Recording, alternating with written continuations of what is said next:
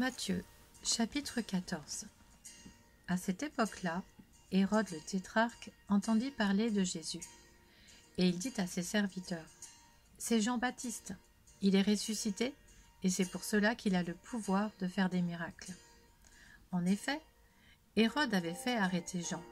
Il l'avait enchaîné et mis en prison à cause d'Hérodiade, la femme de son frère Philippe. Car Jean lui disait : « Il ne t'est pas permis de l'avoir pour femme. » Il voulait le faire mourir, mais il redoutait les réactions de la foule parce qu'elle considérait Jean comme un prophète. Or, lorsqu'on célébra l'anniversaire d'Hérode, la fille d'Hérodiade dansa au milieu des invités et plut à Hérode, de sorte qu'il promit avec serment de lui donner ce qu'elle demanderait. À l'instigation de sa mère, elle dit : « Donne-moi ici, sur un plat, la tête de Jean-Baptiste. » Le roi fut attristé, mais, à cause de ses serments et des invités, il ordonna de la lui donner, et il envoya décapiter Jean dans la prison.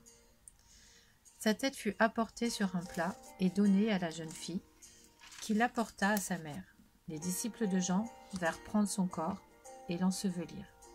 Puis ils allèrent l'annoncer à Jésus. À cette nouvelle, Jésus partit de là dans une barque pour se retirer à l'écart dans un endroit désert. L'ayant appris, la foule sortit des villes et le suivit à pied. Quand Jésus sortit de la barque, il vit une grande foule et fut rempli de compassion pour elle. Et il guérit les malades. Le soir venu, les disciples s'approchèrent de lui et dirent : « Cet endroit est désert, et l'heure est déjà avancée. Renvoie la foule, afin qu'elle aille dans les villages pour s'acheter des vivres. » Jésus leur répondit : « Ils n'ont pas besoin de s'en aller. Donnez-leur vous-même à manger. » Mais ils lui dirent : « Nous n'avons ici que 5 pains et 2 poissons. » « Apportez-les-moi ici, leur dit Jésus.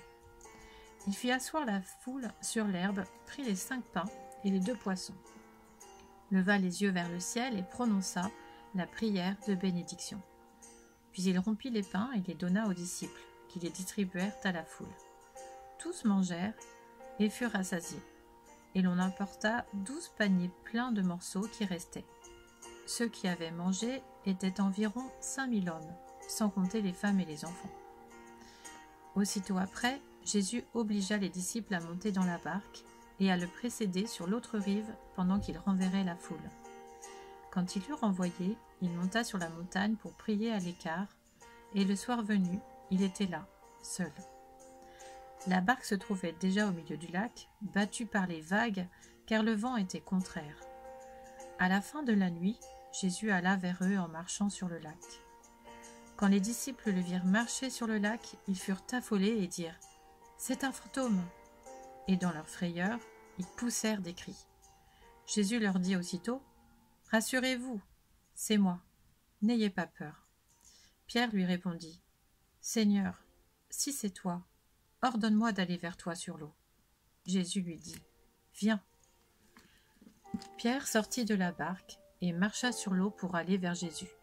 Mais voyant que le vent était fort, il eut peur et comme il commençait à s'enfoncer, il s'écria : « Seigneur, sauve-moi !» Aussitôt Jésus tendit la main, l'empoigna et lui dit : « Homme de peu de foi, pourquoi as-tu douté ?»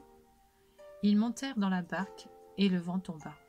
Ceux qui étaient dans la barque vinrent se prosterner devant Jésus en disant : « Tu es vraiment le Fils de Dieu. » Après avoir traversé le lac, ils arrivèrent dans la région de Génésaret. Les habitants de cet endroit reconnurent Jésus.